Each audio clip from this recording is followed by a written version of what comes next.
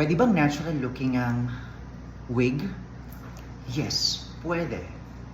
And you can move with it. Like, yes. And when you ponytail it,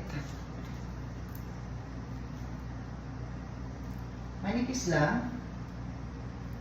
Natural looking, good for everyday use. So we can definitely custom wigs for you. Dark rooted, no problem.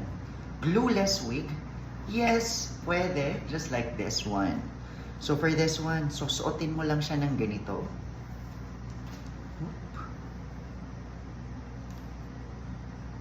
Fix it. May excess lace lang ha. It needs to be cut off if ever na gagamitin na siya.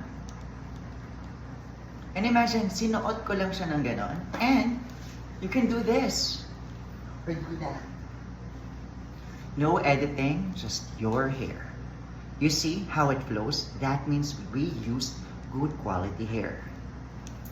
Yung kapal, manipis. Bakit manipis?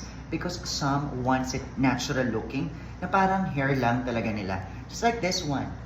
Guys, ito yung normal hair natin na manipis lang.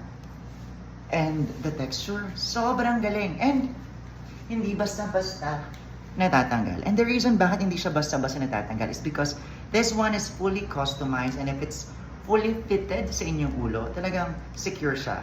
Like, sobrang secure. And matatanggal mo pa rin siya, and it's very easy to use. So imagine this 100% human hair with quality hair. You can just wash and wear. Kasi after washing, ganito yung itsura niya. So if you wanted to curl it, mas madali kasi okay na siya eh. Compared to other hairs na sobrang buhaghag and sobrang kapal. But of course, if you wish na makapal ang hair ninyo, we can also do that. And with Wigs Philippines, fully customized talaga lahat ng wig para sa inyo. Just to make sure na feel nyo, buhok nyo ang gamit nyo.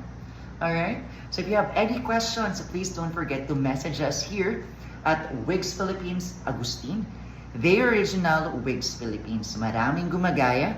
So make sure to come visit us here in our showroom in North Caloocan. The original Wigs Philippines. I am the wig maker. I am the owner. Also the content creator. So again, welcome 2026. God bless you all. Bye!